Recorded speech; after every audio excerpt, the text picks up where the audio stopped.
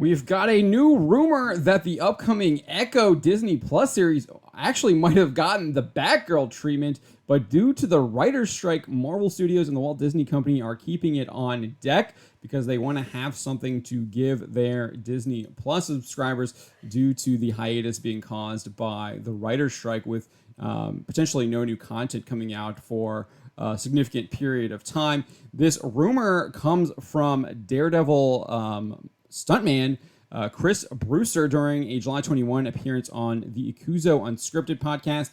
This is what he had to say. He said, Echo isn't out yet, but I've heard it is just as bad. He's referring to She-Hulk there. It is just as bad as She-Hulk.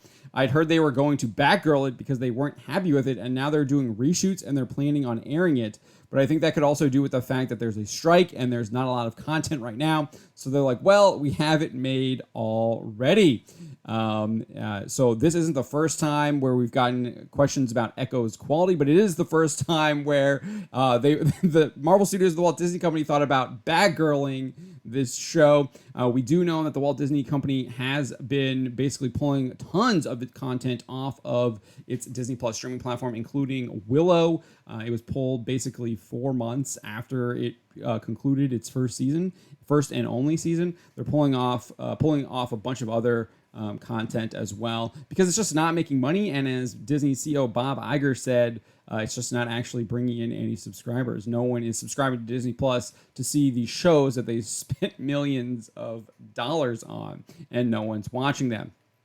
But as far as the show's quality, on the May 18th episode of the Hot Mic podcast, we had Scooper and reporter Jeff Snyder said, I'd heard the show was kind of plagued by issues throughout production. Really, I heard that it was a mess, that the show came in. They basically had to reshoot the entire thing. He said, I'm told that they originally shot 8 episodes and Kevin Feige thought it was unreleasable. Sounds familiar. I think that's very similar to what Peter Safran said about Batgirl. Nevertheless, Snyder continued saying, so they talked about cutting it down to 4 episodes or 6 in post. Then they ended up reshooting it. My source did not actually know how many episodes they wound up with, but apparently it needed like a top-down rejiggering, and Kevin was not happy with it. So when they announced that all the episodes would be going out day and date, it was like, huh? Like you said, I think you need to read between the lines on that one, and it sounds like something of a lost cause. Yeah, that's right. They did announce that they were going to be releasing all episodes of Echo at the same time, a drastic change in how they normally release shows, especially Disney Plus, Marvel Studios productions, as well as Lucasfilm productions. Usually they release 1 or 2 episodes on its first release day, sometimes 3. I think in the case of Andor it was 3. And then they release weekly afterwards. This time they're kind of going with the Netflix model where they're dumping it all at once. And the theory is that it's to basically dump it all, get it out there, and then forget it, get over the bad press within a couple of days, and then move on.